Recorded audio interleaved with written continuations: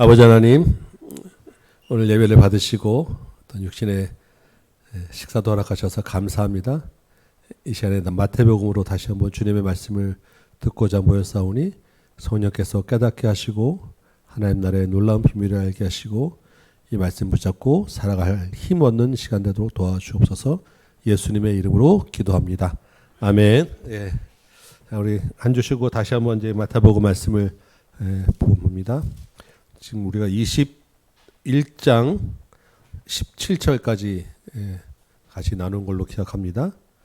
지금 예수님이 십자가에 지시려고 예루살렘에 마지막으로 들어오신 다음에 일주일 동안 있었던 이야기들을 쭉 지금 집중적으로 지금 우리가 보게 되는데, 지난주에 이 말씀들의 대부분의 그 해당 중요한 주제는 예루살렘 성전에 대한 심판이 그 말씀의 핵심 주제다라고 설명을 드렸습니다.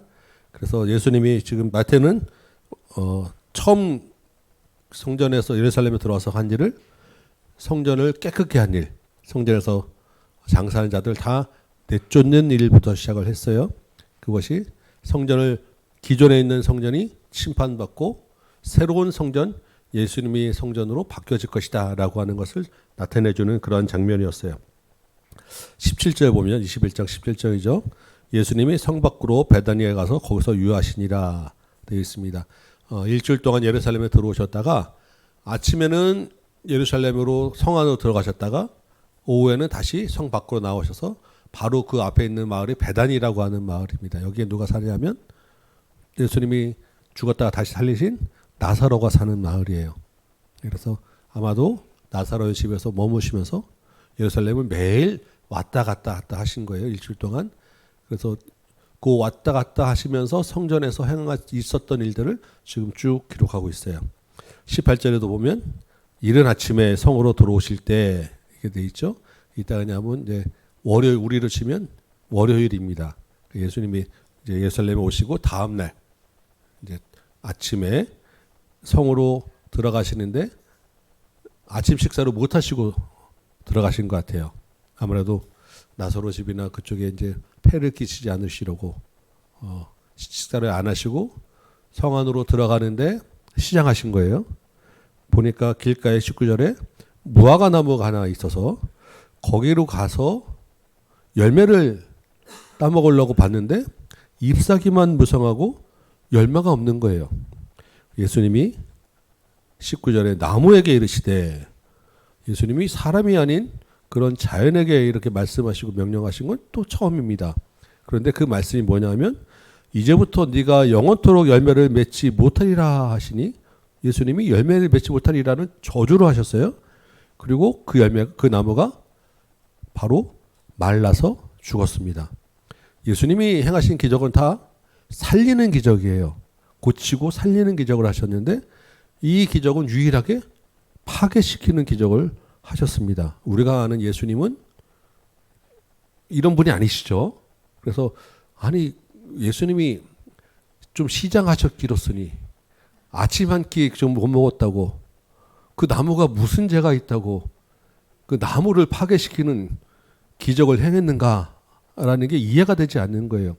더구나 지금 이 시간은 그 마지막 일주일은 너무나도 중요해서 복음서 기자들이 전부 다 3분의 1 이상씩을 할애하는 그러한 귀중한 그 시간을 기록한 장면에 이 사건이 지금 기록되어 있다는 것이 이 마가복음도 있고 이 마태복음에도 있는데 이게 아주 그냥 특별한 일입니다. 그래서 이게 무슨 의미인가라는 것을 잘 생각해야 됩니다. 예수님은 40일 금식하고도 돌을 떡으로 만들어 먹으라라고 하는 시험을 거뜬히 물리치신 분이에요. 5,000명을 5병 2호로 배부르게 먹이신 분입니다. 그러니까 한 끼 시장하셨다고 이렇게 함부로 막 애들도 안 하는 그런 애들 같은 그러한 저주를 하실 분이 아니죠. 그러면 여기에는 특별한 무슨 의미가 있는 거예요. 예수님이 하고자 하시는 말씀이 있는 것입니다. 이 무화과 나무라고 하는 것은 구약에서는 대부분 다 이스라엘을 상징할 때 이 무화과 나무를 써요. 그러니까 무화과 나무다라고 이야기하는 것은 이미 그 안에 지금 이스라엘이라고 하는 전제를 두고 있는 거예요. 그런데 무화과 나무가 그 특성상 1년의 열매를 2번 또는 3번 맺습니다. 그런데 지금 이 예수님이 지금 따먹으려고 하는 이 시기는 언제냐면 6월절에 있는 시기입니다. 그러니까 우리로 치면 계절이 3월에서 4월 달에 있는 그 시기에 처음 그 열매 여러 번 맺는 중에 처음 맺는 열매가 맺히는 시기가 요 시기인 거예요. 근데 처음 열매는 조금 작고 무화과가 좀 달는데 원래 이때는 좀 덜 달아요. 그런데 이 열매는 6월절 순례객들이 많잖아요. 그러니까 이 순례객들이나 가난한 사람들이 먹을 게 없을 때 이거라도 따먹는 그런 열매인 거예요. 근데 이 첫 번째 열매가 맺혀야 두 번째도 맺히고 세 번째도 맺히는 거예요. 근데 지금 이 나무는 그 첫 번째 열매가 없다는 것은 앞으로 이 나무는 열매 맺힐 일이 없는 거예요. 예수님이 지금 이 나무를 보시고 잎사귀가 있는 것을 보시고 갔다가 그 첫 번째 덜 달고 좀 떡더름한 거라도 따먹으려고 보셨는데 열매가 없는 거예요. 잎만 무성하고. 그러면 이게 뭐냐 하면 무화과 나무가 상징하는 이스라엘. 지금 예수님 당시에 이스라엘과 이스라엘을 대표하는 그 예루살렘 성전 제사제도 같은 것들이 형식은 무성한데 실제 열매가 없다라는 거예요. 그러면 어떻게 됩니까? 심판받는 거죠. 그러니까 예루살렘 성전이 이렇게 무화과처럼 심판받아서 없어질 것이다 라는 것을 상징하고 비유로 지금 보여주신 사건인 거예요. 이게 마가복음에는 기록되어 있는 것은 원래는 이 마태복음에는 지금 아침에 가다가 보자마자 지금 저주하고 마른 것처럼 되어 있는데 원래는 아침에 가면서 저주를 하고 다음날 가서 보니까 제자들이 가다 보니까 말라 있더라라는 거예요. 그래서 마태복음은 이 사건을 압축해서 이렇게 그냥 바로 좀 보여줬고 나중에 마가복음 보실 때는 이게 그 다음날 있은 사건이구나 이렇게 이해하시면 됩니다. 21절 보니까요. 이 무화과 나무에 대한 이런 일뿐만 아니라 이산더러 들려 바다에 던져지라 하여도 그대로 되리라라고 지금 예수님 말씀하십니다. 그러니까 믿음이 믿는 대로 됐는데 어떻게 될 거냐면 이 산더러 바다에 던지라 해도 그대로 되리라라고. 그러면 무슨 믿음을 강조한 말씀이구나 우리가 생각할 수 있는데 앞에서 다 이 말씀을 한번 하셨어요. 그때는 그 겨자씨만한 믿음만 있어도 이렇게 될 것이다라는 말씀하셨는데 지금 이 무화과 나무를 보시면서 예수님이 이산더러 들려서 바다에 던지라라고 하면서 어떤 산을 딱 가리키면서 이산이라고 하는 것은 지시대명사잖아요. 예수님이 이 산을 들어 말씀하실 때 그럼 이 산이 어디 뭐냐라고 하는 게 그냥 일반적인 산이라고 생각할 수 있지만 예수님은 지금 눈앞에 보이는 산을 딱 가르치면서 이 산을 이야기하신 거예요. 그럼 예루살렘 문 앞에 들어갈 때 이 산이 무슨 산이냐라고 하면 예루살렘 성전이 있는 시온산을 가리키는 거예요. 이 성전에 있는 그 시온산 이 산을 바다에 던지다. 바다는 저주, 심판에 상징하는 것입니다. 그러니까 이 예루살렘 성전이 바다에 빠지는 것처럼 심판을 받게 될 거야 라고 하는 거예요. 그러면서 22절에 보니까 너희가 기도할 때 무엇이든지 믿고 구하는 것은 다 받으리라 라고 말씀하셨죠. 그런데 지금 이 앞에 17절 볼 수 있던 그 성전 깨끗하게 하신 사건 가운데서 예수님이 지금 이 성전을 기도하는 집이어야 되는데 강도의 소굴이 되었다라고 말씀하십니다. 그러니까 지금 예루살렘 성전은 기도하는 성전에서의 기능은 다 끝난 거예요. 그러니까 이 옛 성전은 다 들려서 바다에 없어지는 심판을 받게 될 것이고 그러면 성전이 없어져 끝나는 게 아니라 새 성전이 들어오죠. 새 성전은 어떤 성전입니까? 건물이 아니라 예수님이 성전이 되시잖아요. 그러면 너희가 기도할 때 무엇이든지 믿고 구하는 것은 다 받으리라 라고 하는 것은 어떤 성전에서 기도할 때 이렇게 된다는 거예요? 새 성전에서. 이미 지금 이 구약의 잎사귀만 무성한 옛 성전 이스라엘 성전은 그 기능이 다 하고 이제 부패해서 심판받을 것이고 예수 그리스도의 이름으로 예수 안에서 기도하는 것은 다 받게 될 것이다. 새로운 성전, 새로운 시대가 열릴 것이다. 라고 하는 말씀을 이 무화과나무 비유에서 말씀하셨다라는 것입니다. 이해가 되십니까? 이 일이 이제 얼마 후에 실제로 일어나게 될 거예요. 예수님이 돌아가시고 AD 70년에 로마 군대에 의해서 예루살렘 성전이 완전히 무너지고 없어지는 심판을 받게 됩니다. 그리고 예수님 성전 시대가 활짝 열리게 되는 거예요. 이런 식으로 지금 이 비유들과 말씀들이 다 이 여기에 해당되는 그런 주제로 연결되어 있다라는 것입니다. 이러한 이야기를 하니까 종교 지도자들이 지금 대충 그 이야기를 알아듣거든요. 그러니까 예수님을 가만둘 수 없어서 예수님께 도전합니다. 23절에 대제사장들과 장로들이 나와서 내가 무슨 권위로 이런 일을 하느냐? 또 누가 이 권위를 주었느냐라고 따지죠. 너의 정체가 뭐냐? 너 지금 뭐 믿고 이렇게 까부느냐? 이런 이야기입니다. 예수님이 뭐라고 말씀하십니까? 내가 질문 하나 할게. 세례 요한의 그 세례가 어디로부터 왔느냐? 이 질문 대답하면 내가 나도 내 권위자를 이야기해 줄게. 세례 요한의 그 세례가 하늘로부터 왔느냐? 사람으로부터 왔느냐라고 묻습니다.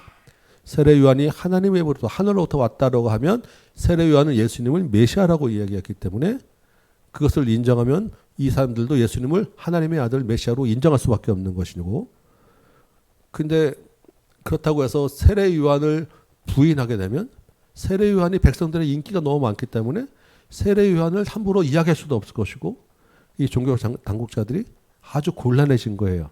그래서 모르겠다 하고 그냥 넘어가 버렸더니 예수님도 그럼 나도 말 안 해 라고 하고 넘어가면서 28절부터 세 가지 비유를 연달아 말씀하십니다. 이 세 가지 비유는 다 그럼 뭐가 관련되겠습니까? 예루살렘 성전과 종교 지도자들에 대한 심판에 대한 비유를 세 가지를 연달아 말씀하시는 거예요. 우리가 잘 아는 세 비유 내용들입니다. 첫 번째는 28절에 있죠. 어떤 사람에게 두 아들이 있습니다. 그래서 두 아들에게 포도원에 가서 일하라 라고 얘기했더니 맏아들은 예 해놓고 안 갔습니다. 둘째 아들은 안 가요 해놓고 나중에 갔어요. 자, 누가 말을 잘 들었느냐? 누가 아버지의 뜻대로 행하였느냐라고 하는 질문입니다. 누가 아버지의 뜻대로 행했습니까? 첫째 아들입니까? 둘째 아들입니까? 둘째 아들. 네, 그래서 종교 지도자들도 둘째 아들입니다 라고 대답을 했습니다. 그랬더니 예수님이 말씀하시는데 잘했다, 맞았다, 틀렸다 대신에 다른 말씀을 하세요. 31절에 예수께서 그들에게 이르시되 내가 진실로 너희에게 이르노니 세이들과 창녀들이 너희보다 먼저 하나님 나라에 들어가리라 라고 하는 새로운 대답을 하시는 거예요. 아, 그러면 지금 이 말씀은 무슨 뜻이냐? 우리 또 다시 한번 생각을 해봐야 합니다. 지금 세리들과 창녀들은 첫째 아들이겠습니까? 둘째 아들이겠습니까? 둘째 아들. 왜요? 자, 지금 다시 한번 생각해 봅시다. 지금 첫째 아들과 둘째 아들 중에 누가 죄인입니까? 둘 다 죄인이에요. 첫째 아들이나 둘째 아들이나. 이해되십니까? 아니요 했을 때 이미 거기서 끝난 거예요. 이해하고 안 간 것도 마찬가지인 거고. 그러면 왜 둘째 아들이 아버지의 뜻대로 행했다라고 합니까? 결국에는 갔으니까, 순종했으니까.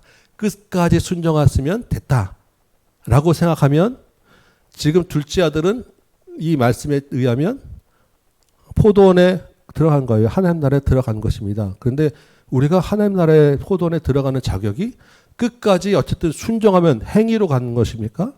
아니라는 거예요. 그러니까 지금 이 말씀을 보면서 처음에 아니요 해도 어쨌든 끝까지 순종해야 돼. 그러면 되는 거야 라고 순종을 강조하면 예수님이 말씀하신 것과 논리가 그 말씀하신 비유를 잘못 이해를 한 거예요. 지금 세리와 창기를 예수님이 말씀하셨기 때문에 세리와 창기와 둘째 아들이 지금 공통점이 있다라는 것입니다. 이 세리와 창기는 그 당시에 대표적인 죄인이에요. 그런데 예수님이 세리와 창기를 비유하면서 세리와 창기는 이렇게 기도했다. 뭐라고 기도합니까? 하나님, 나는 죄인입니다. 자기 죄를 깨닫고 인정하고 회개하고 돌이킨 자가 하나님 나라에 들어가는 거예요. 종교 지도자들은 첫째 아들처럼 예 했습니다. 나는 죄인이 아닙니다. 나는 떳떳합니다. 나는 이렇게 의롭습니다. 라고 해놓고 실제 삶은 불순종한 거예요. 깨닫지 못한 것입니다. 예수님을. 그래서 둘째 아들의 지금 의미는 뭐가 있냐면 30절에 보면 실소이다 하였지만 아니오하였지만 그 후에 뉘우치고 갔다라는 거예요. 세리와 창기처럼 나는 죄인입니다. 내가 잘못했습니다. 라고 회개하고 여기서 주님을 만나고 돌이켰기 때문에 둘째 아들이 하나님 나라에 들어간 아들이 되는 거예요. 끝까지 순종했기 때문이 아니라 죄인임을 깨닫고 거기서 예수님의 앞에 돌아왔기 때문에 이 아들이 세리와 창기와 하나님 나라에 들어가게 된 것이다. 그래서 32절에 보니까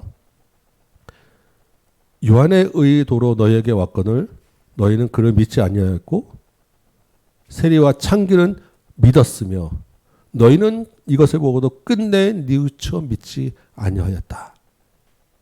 이게 핵심입니다.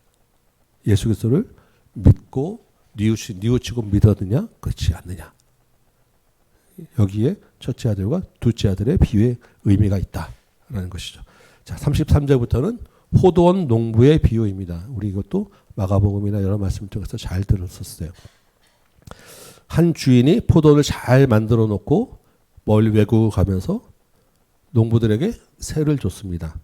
그리고 이제 시간이 지나서 열매 거둘 때가 가까워서 종들을 보내서 자, 소작료를 내시오라고 했는데 농부들이 종들을 때리고 내쫓고 소작료를 안 내는 거예요. 그래서 주인이 몇 번 하다가 안 되겠으니까 아들을 보내서 그래도 아들을 보내면 나를 듣겠지 했는데 농부들이 오히려 아들을 죽이면 이 포도원까지 우리 갖다가 빼앗지 않겠냐라고 해서 아들을 죽였다. 그리고 주인이 어떻게 했느냐? 군대를 보내서 농부들 다 없애버리고 심판하고 그 포도원을 다른 백성에게 주었다라는 이야기입니다. 자, 여기서 그러면 이 포도원 주인은 누구입니까? 하나님이겠죠. 농부는 누구이겠습니까? 포도원을 가꾸라고 맡긴 농부는 이스라엘 백성들이 되는 거예요. 하나님 나라를 그들에게 맡겼습니다. 잘 가꾸도록 하나님 나라를 잘 세우라고. 그럼 종들은 누구겠습니까? 그 종들에게 구약에서 보낸 각 선지자들 하나님의 사람들이겠죠. 말 들어야 된다. 소장료야 된다. 너의 본분을 지켜야 된다. 하나님께 돌아와야 된다. 그런데 이 이스라엘이 어떻게 했어요? 구약 내내 선지자들을 박해하고 핍박하고 죽이고 거부했어요. 하나님께 돌아오는 것을 거부했다라는 것입니다. 하나님이 어떻게 합니까? 아들을 보내셨어요. 예수 그리스도를 보냈는데 구약 그 이스라엘이 끝내 거부하고 예수님도 죽인 거예요. 이제 곧 죽게 될 것입니다. 그래서 하나님이 구약 이스라엘을 심판하고 이제 구약 이스라엘 혈통의 이스라엘이 아니라 새로운 이스라엘로 하나님 나라를 대체했어요. 그 새로운 이스라엘 누구입니까? 이거는 이제는 혈통이 아니라 예수 그리스도를 믿는 사람들. 그래서 뭐라고 표현을 하고 있냐면 41절 보니까 열매를 바칠 만한 다른 농부들로 새로 포도원을 구성했다라는 거예요. 혈통이 아니고 어떤 자격이 아니고 열매를 바칠 만한 그 열매가 누구입니까? 예수 그리스도의 열매가 있는 사람. 그 안에 하나님이 우리를 포함시켜 주셨다는 것이 감사한 일인 거예요. 그래서 예수님이 봐라. 구약의 건축자들이 버린 돌. 건축자들이 왜 버렸겠습니까? 쓸모없으니까 버렸어요. 근데 그 돌이 머릿돌이 되었어요. 구약의 그 이스라엘의 옛날 건축은 우리는 머릿돌을 건물 다 지은 다음에 이렇게 그 앞에 요렇게 하나 그냥 따로 만들어 놓는 돌. 그래서 거기다가 이게 언제 누가 지었다 이렇게 기록한 돌을 머릿돌이라고 하는데 이 당시에는 건축할 때 머릿돌은 각 그 기준이 되는 제 기초석을 머릿돌이라고 해요. 그 머릿돌을 세우고 그것을 기준으로 가로 세로 위로 올라가니까 머릿돌이 굉장히 가장 중요한 건물의 처음 시작점이 되는 거예요. 근데 건축자들이 버린 돌, 그래서 이스라엘 백성들이 쓸모없다고 버리고 죽이신 예수님이 바로 새로운 하나님 나라를 시작하는 기초석 머릿돌이 되셨어요. 그래서 그 머릿돌에 부딪히는 사람들, 예수님이 십자가와 부활을 받지 않고 거부하는 사람들은 다 깨지게 되고 심판하게 될 것이고, 그 머릿돌을 바탕으로 믿는 사람들은 그 위에 하나님 나라의 교회를 세워가게 될 것이다. 이게 예수님의 이 포도원 농부의 비유입니다. 이 비유를 들을 때 이 종교 지도자들이 지금 자기들을 겨냥해서 너희가 지금 이 종들을 내쫓은 농부지라고 하는 것을 지금 알아듣고 예수님을 잡아 죽이려고 하는데, 무리들이, 백성들이 예수님을 많이 따르니까 함부로 하지는 못하고 속으로만 끙끙 앓고 있는 장면이 21장 45절 46절 말씀이에요. 그리고 이제 세 번째 비유를 하나 더 뜨죠. 22장, 천국은 마치 자기 아들을 위하여 혼인잔치를 베푼 어떤 인구가 같다라고 했습니다. 이 지금 예수님의 비유 여기서 잔치는 지금 다 하나님 나라를 상징하는 것으로 계속 나와요. 우리 오병이어 잔치 때도 하늘나라 잔치를 가지고 헤롯 왕궁 잔치와 비교하는 것들 봤었죠. 하나님이 지금 하나님 나라는 잔치를 베풀었습니다. 그리고 잔치에 들어올 사람들을 초대했어요. 원래 초대한 사람들이 누구냐면 이스라엘 백성들이에요. 최초에 하나님이 정해서 하나님의 백성으로 삼으신. 그런데 지금 이스라엘 백성들을 오라고 종들을 보내서 초청했는데 지금 어떻게 했습니까? 다 안 간다고. 나 지금 바쁘다고.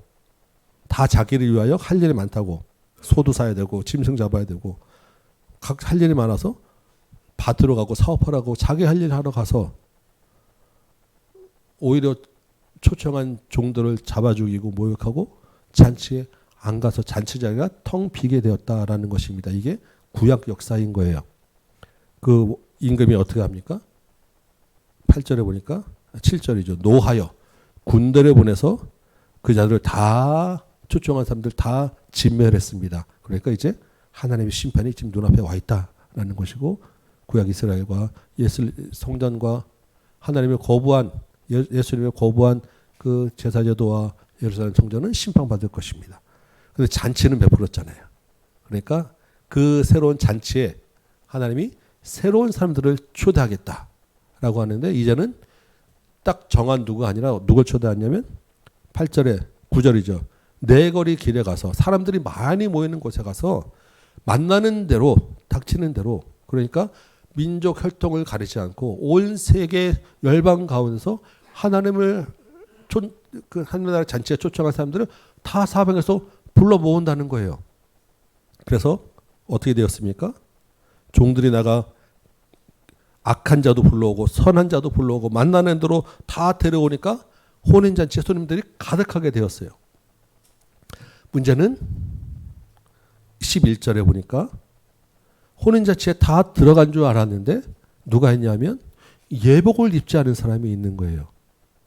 그래서 임금이 아니 잔치에 왔는데 어떻게 예복을 입지 않고 왔느냐? 너는 나가. 그래서 그 예복 입지 않은 사람은 쫓겨나게 되고 슬피 울며 이를 감이 되었더라 라고 이야기합니다.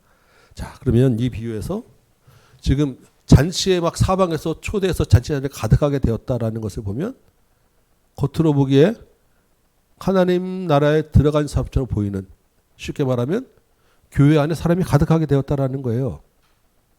그런데 교회 안에 사람이 가득해서 가끔 끝난 줄 알았는데 교회 안에 있는 사람 중에서 예복을 입지 않아서 쫓겨나는 사람이 있을 것이다 라는 것입니다. 그 예복이 무엇을 의미하는 거겠습니까?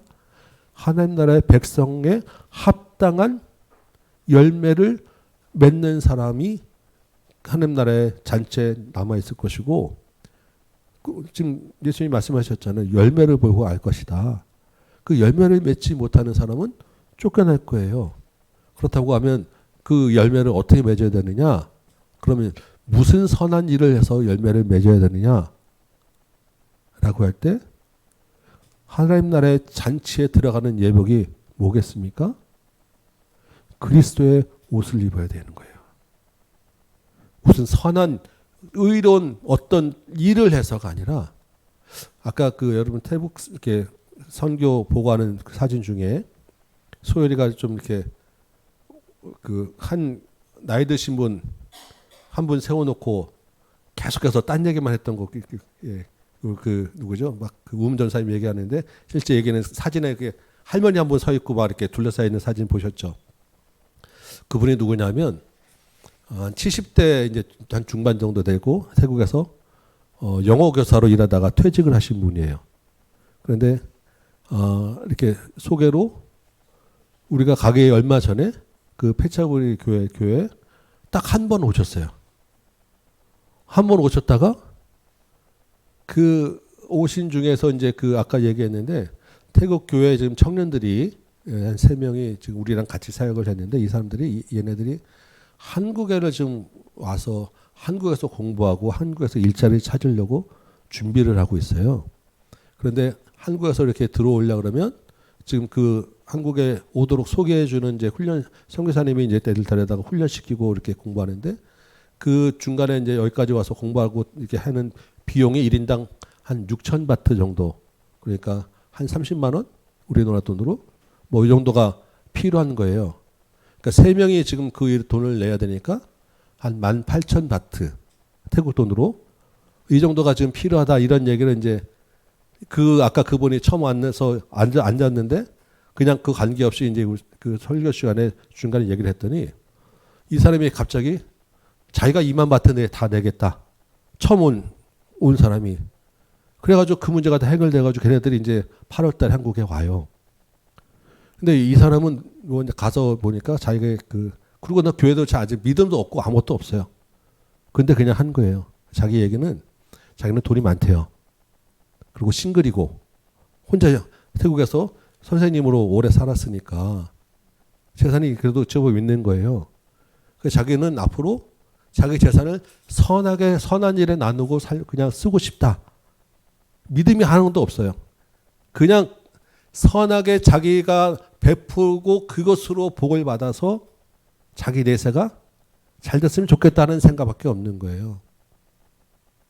선한 열매를 우리가 찾는다고 하면 똑같은 사람입니다. 물론 주님이 그 사람을 불러서 이제 쓰셨으니까, 앉혀놨으니까 우리가 가서 신방도 하고 그래서 초청잔치 때 왔더라고요. 그래서 앉아서 복음을 듣고 우리가 또 다른 집 신방할 때도 따라오면서 계속 지금 얘기를 듣고 갔는데 주님이 그 사람을 만져주실 것입니다. 그런데 지금까지의 그 삶의 기준은 다 이런 거라는 거예요.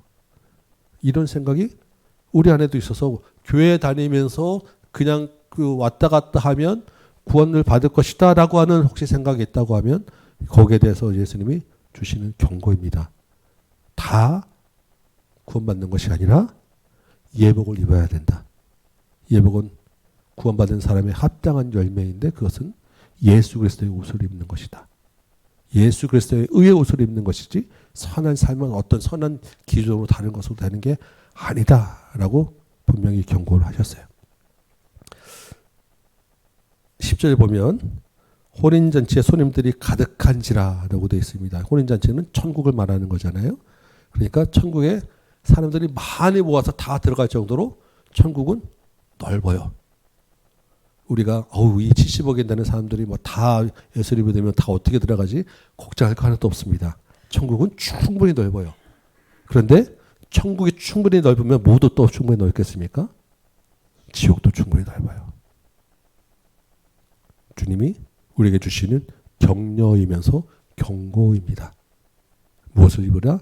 예수 그리스도의 의의 옷을 입으라. 이미 이 사람들에게는 혼인잔치 비유에서 이스라엘에 대한 경고는 이미 내려줬고 심판은 내려줬고 이후에 오는 제자들에게도 똑같은 메시지를 우리에게 주시면서 경고하고 있어요. 14절에 청함을 받은 자는 많되 택함을 받은 자는 적으리라. 천국에 넉넉한 자리는 준비되어 있지만 실제 들어가는 사람은 그렇게 많지 않을 수 있다라는 경고입니다. 두려워하지 마시고 예수 그리스도의 옷을 입으면 됩니다. 네, 아멘. 자, 15절 볼까요? 이에 지금 3가지 비유를 연달아 맞았습니다. 그래서 우리가 잠깐 요것만 보고 가면 지금 앞에 하나님 예수님의 대해서 제자들이 그 바리새인들이 권위에 대한 질문을 했잖아요. 그 예수님은 그 권위에 대한 질문 대답으로 세 가지 비유를 연달아 말씀하셨습니다. 그러니까 이 세 가지 비유를 종합해서 결론은 뭐냐면 하나님 나라 새로운 하나님 나라의 백성의 권위자는 나다. 네가 무슨 권위로 이런 일을 하느냐? 새로운 나라 하나님 나라가 세워질 텐데 그 새로운 하나님 나라는 내가 주인이다. 라고 하는 말씀을 종합적으로 주신 거예요. 그리고 이어서 또한 세 가지 논쟁을 계속합니다. 자, 15절 볼 때 바리새인들하고 16절에는 헤롯 당원들하고 이 사람들이 지금 다 같이 그 당시의 종교적 성향으로는 우리로 치면 지금 극보수하고 극좌하예요. 이 도저히 같이 할 수 없는 사람들이 예수님을 도전하는 일에 같이 있으면 서로 손을 잡고 모아서 예수님께 질문을 하는 것입니다. 16절 보니까 우리가 아노니 당신은 참되시고 진리로 하나님의 도를 가르치시고 아무도 꺼리는 일이 없으시니 이는 사람을 외모로 보지 아니하심이니이다. 알기는 잘하지만 그냥 입 바른 소리 하는 거죠. 그러면서 당신의 생각에는 가이사에게 세금을 바치는 것이 옳으니까 옳지 않으니까 라고 하는 질문을 던집니다. 이게 아주 위험한 질문이에요. 가이사에게 세금을 내는 것, 가이사는 로마 황제죠. 그 당시에 로마의 식민지 백성들은 전부 다 소위 말하는 인두세, 사람 머리 하나당 얼마씩의 세금을 내도록 되어 있습니다. 그 로마 황제에게 내는 세금이니까 무슨 돈을 내야 되겠습니까? 다 로마 화폐 동전으로 내도록 되어 있는 세금이 정해져 있는 거예요. 그러니까 식민지 백성들은 이 세금 내기가 아주 고통스럽고 세금 내는 것이 싫은 세금이에요. 그런데 어쩔 수 없이 내야 되는데 문제는 이 가이사에게 내는 세금 이 로마 동전에 누구의 형상이 새겨져 있냐면 로마 황제의 형상이 새겨져 있고 뒷면에는 로마 황제가 신의 아들이다라고 하는 문구가 새겨져 있습니다. 자, 그러면 이스라엘의 율법의 기준에 비춰볼 때는 이 동전은 어떻게 되는 것입니까? 십계명의 정면으로 위배되는 그런 동전인 거예요. 하나님 외에 다른 형상을 새기지도 말고 만들지도 말라고 했는데 지금 그 동전에 하나님의 아들이라고 하는 이름 문구와 형상을 새겨서 넣은 동전을 가지고 로마 황제에게 세금을 내는 것이 내야 된다라고 하면 지금 로마 법을 따라야 되니까 로마에게는 잘 보이는 것이 됐겠지만 백성들에게는 이스라엘 백성들에게는 율법을 어긴 자가 되는 거예요. 십계명을 어긴 자가 되는 것이고 그럼 내지 마 그러면 로마가 가만히 안 있는 거죠. 로마의 법을 어기는 자가 되는 거예요. 지금 예수님이 어느 편을 들어야 되겠냐 이런 것입니다. 지금 예수님이 말 한마디는 무조건 yes 아니면 no 둘 중에 하나 대답해야 될 거 아니에요.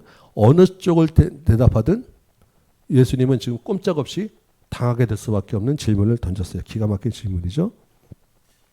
예수님이 뭐라 하시냐면 18절에 보니까 이르시되 외식하는 자여 어찌하여 나를 시험하느냐 하고 19절 보니까 세금 낼 돈을 가져와 봐라 라고 말씀하시는데 잽싸게 누군가가 데나리온 하나를 가져왔어요.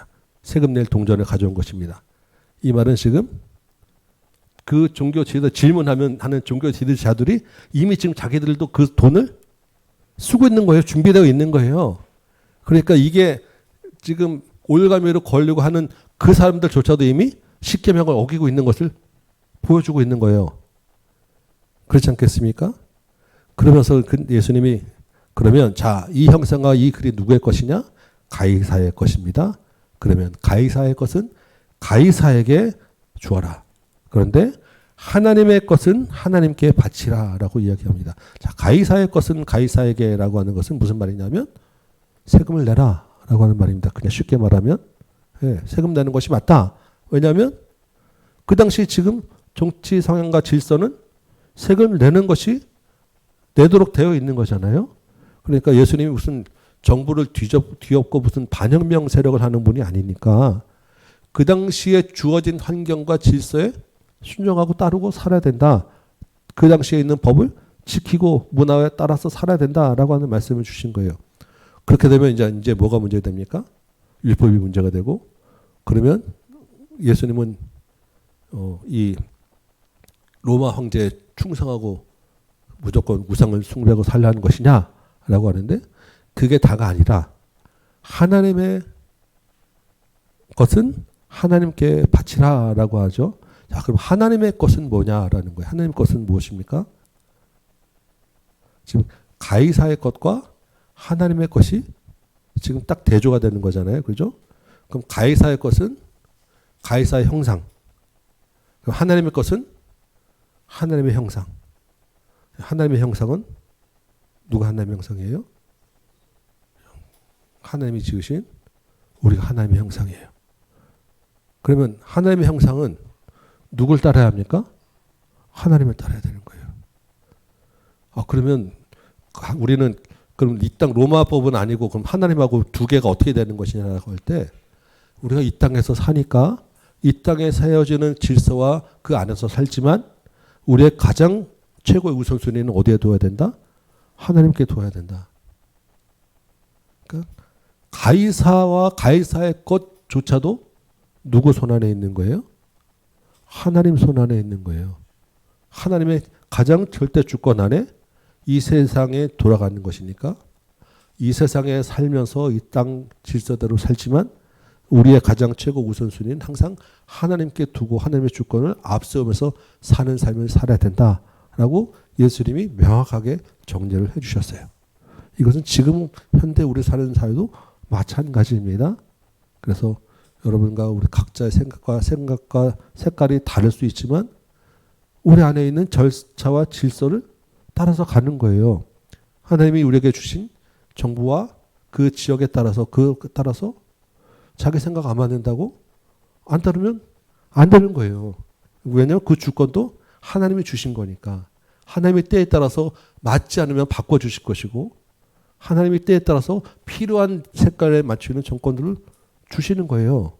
물론 그 과정 중에서 우리 각 사람들 사용하지만 전체 주권은 하나님이 움직이신다라는 것입니다.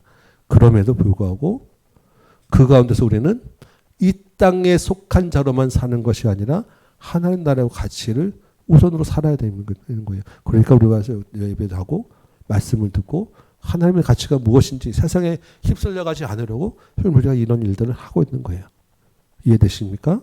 네, 그래서 항상 우리가 생각해야 됩니다. 하나님 것은 하나님에게가 먼저다. 그렇지만 가이사의 것은 가이사에게 가는 것도 우리에게 필요한 하나님이 허락하신 일이다 라는 것을 기억하시기 바라요. 그랬더니 23절에 이번에는 사두개인들이 왔습니다. 지금 이스라엘의 각 종파들이 돌아가면서 와서 예수님께 도전하는 거예요. 이 사두개인들은 누구냐면 사독이라고 하는 제사장, 다윗과 솔로몬 시대에 있었던 제사장이죠. 그 제사장의 후손들 또는 그 제사장의 그 계열과 색깔을 같이 하는 사람들. 그러니까 이 제사장들은 뭐가 제일 중요합니까? 제사가 제일 중요하죠. 제사장, 이 사두개인들이 보는 성경은 뭐냐면 오직 모세오경만 봐요.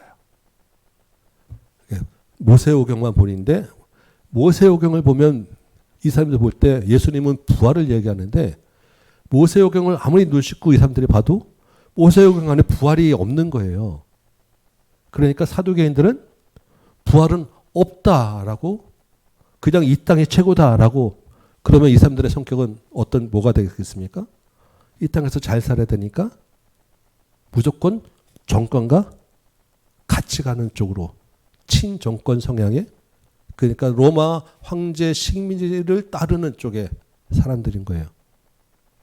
근데 이 사람들이 와서 지금 자기들 믿는 교리대로 지금 부활이 없다라고 하는 것을 가지고, 예수님, 모세의 율법에 보면 한 사람이 죽으면, 근데 자식이 없으면 그 동생의 그 부인이 그 형과 관계해서 형의 그 계보를 이어가도록, 이것을 형사 취수, 형이 죽으면 그 제수를 취한다, 이런 거예요. 이런 그 율법이 있는데, 왜냐하면 이스라엘은 그 땅을 계속 물려줘야 되잖아요. 그 가계가 이어지도록 해야 되는 그렇게 율법을 정했는데, 어떤 사람이 7형제가 있는데 전부 다 죽었어요. 자식이 없어요. 그러면 천국에 가면 그러면 이 부인은 누구랑 살아야 됩니까? 뭐 이제 이런 질문을 하는 거죠. 예수님이 말씀하시죠. 29절에 너희가 성경도 모르는구나. 이 사람들은 나는 모세오경의 전문가라고 하는데 모세오경에 누가 나오죠? 아브라함, 이삭, 야곱이 주인공이잖아요. 근데 하나님이 아브라함, 이삭, 야곱을 부를 때 뭐라고 얘기하느냐? 32절 보니까 나는 아브라함의 하나님이요 이삭의 하나님이요 야곱의 하나님이다 라고 하셨는데 이게 다 지금 아브라함과 이삭과 야곱은 죽은 지가 몇천 년이 되는데 지금 하나님은 이삭의 하나님 아브라함의 하나님이다라고 하는 것은 현재형으로 나는 아브라함과 같이 있다. 이삭도 있다. 야곱도 있다. 야곱도 있다. 라고 하면 이게 무슨 말이겠느냐라는 거예요. 이 사람들이 다 부활해서 천국에서 하나님과 다 같이 함께 살고 있다라는 것입니다. 그러니까 부활한 모습들은 이 땅에서처럼 결혼해서 자식 낳고 이렇게 사는 모습이 아니다라고 하는 거예요. 새롭게 창조된 새롭게 변화된 모습으로 천국에서 모두 다 같이 얼굴 맞대며 살 것이다. 그런데 이 땅에서 지금 누구와 결혼했고가 지금 무슨 관계가 있느냐. 너희는 정말 성경도 모르고 부활도 모르는구나 라고 말씀하셨어요.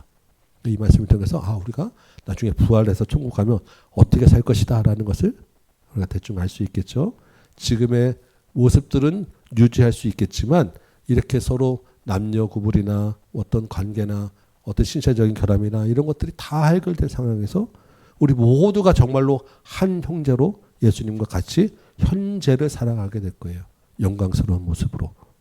그때 우리 다시 만나서 그때 우리 같이 만났었던 아는 체를 좀 하면서 우리 같이 한번 살아봅시다. 34절 보니까 이번엔 바리새인들이 다시 와서 바리새인들은 율법사죠. 율법을 연구한 사람들입니다. 율법 중에서 어느 계명이 제일 큽니까? 어떤 계명이 제일 중요합니까? 율법이 몇백 개가 있는데 그중에서 제일 중요한 게 뭡니까? 이것은 이 바리새인들이 날마다 연구하는 거예요. 제일 우선순위 1번 1순위 뭐 2, 3 그러면 사람마다 의견이 다르겠죠. 어떤 사람은 이게 중요하다. 어떤 사람은 이게 중요하다. 서로 막 논의하니까 정답이 나올 수 없는 그런 지금 논란이 있는 질문을 예수님께 던졌어요. 역시 예수님도 이번에 뭐라고 또 하면 이 반대에서는 아니요. 이건 이래서 이게 더 큰 거 아닙니까? 그럼 저쪽에서는 아니 이게 더 큰 게 아닙니까? 계속 논란이 있을 수밖에 없는 질문을 던진 거예요. 예수님이 말씀하십니다. 37절을 보니까 내 마음을 다하고 목숨을 다하고 뜻을 다하여 주 너희 하나님을 사랑하라 하셨으니 이게 어디에 나오는 말씀이죠? 신명기 6장에 하나님이 들으라 이스라엘아 하고 말씀하신 이 말씀이 가장 큰 계명이다. 이 말씀은 뭐냐?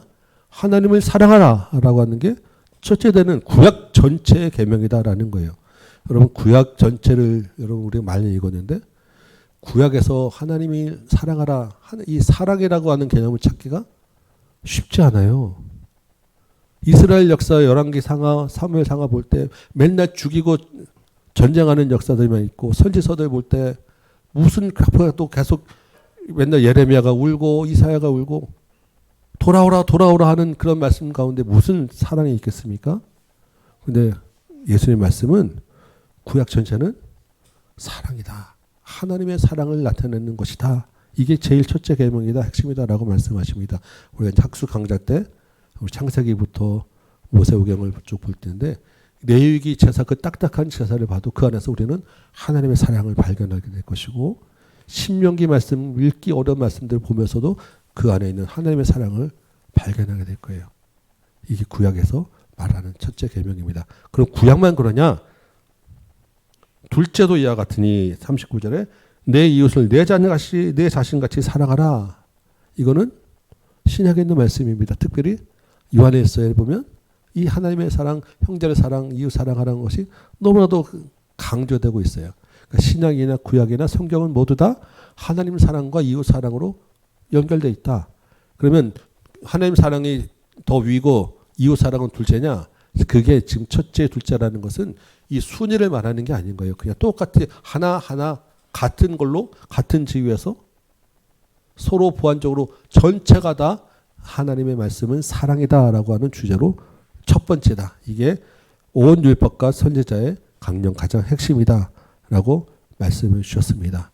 우리가 말씀을 지금 우리가 쭉 이야기 나가고 있는데 이 말씀 가운데서 하나님의 사랑을 발견하고 이웃을 사랑하는 말씀으로 받아서 살아내는 여러분 되시기 바랍니다. 그 사랑으로 우리가 선교도 하고 일상을 살아가는 거예요. 우리 공동체 안에서도 하나님의 사랑으로. 그래서 이 말씀을 마치며 예수님이 다시 한번 질문하죠. 너희는 그리스도에 대하여 어떻게 생각하느냐? 누구의 자손이라고 생각하느냐?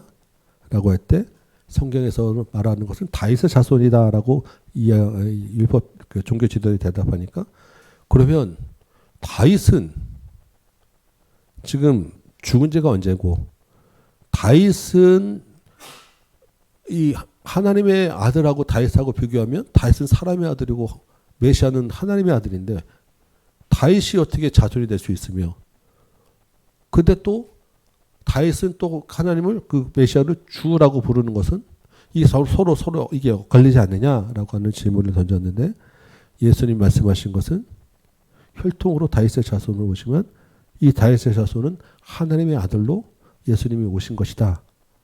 인간으로 오신 하나님의 아들 예수 그리스도 자신을 설명한 건데 바리새인들이 못 알아듣죠. 예. 근데 그 설명으로 마치면서 능히 더 이상 대답하는 자도 없었고 질문하는 자도 없었고 묻지도 못하고 따지지도 못하는 것으로 모든 예수님과의 논쟁이 끝나 버렸습니다. 예. 오늘 여기까지 하고 이제 다음 주부터는 이제 예수님이 이 서기관들 바리새인들 예루살렘 성전을 꾸짖으면서 하는 여러 가지 천국 비유들을 설명할 거예요. 달란트 비유도 있고 열처녀 비유도 있고 이런 얘기를 하면서 이것이 무슨 의미인지 또 설명을 좀 드리도록 하겠습니다. 예, 시간 마태복음은 좀 길지만 좀 이렇게 그냥 우리가 흘려도 보내면 잘 알아듣지 못하는 이야기들이 많기 때문에 조금 이렇게 제가 자세하게 설명을 하고 갑니다. 사실은 몇 년 전에 이미 다 여러분과 나눴던 말씀이고 마가복음에서도 했지만 또 새로우시죠? 예, 감사합니다. 네, 또 잘 기억하시고 말씀 붙잡고 살아내시고 몇 년 후에 또 다시 저에게 기회를 주시면 또 다시 한번 또 말씀 나누도록 하겠습니다. 기도하겠습니다. 아버지 하나님 하나님 나라를 우리에게 허락하셔서 감사합니다. 예수 그리스도의 옷으로 예복으로 들어가게 하여 주옵시고 하나님 나라에 합당한 삶 살게 하여 주옵소서. 아직 하나님 모르는 이 땅에 많은 사람들을 향하여 우리를 보내셨사오니 또한 그 사명도 능히 감당할 수 있도록 성령의 은혜를 부어 주옵소서. 말씀 붙잡고 살아내는 귀한 종들 되실 줄 믿사옵고 예수님의 이름으로 기도합니다. 아멘. 예, 감사합니다. 수고하셨습니다. 예.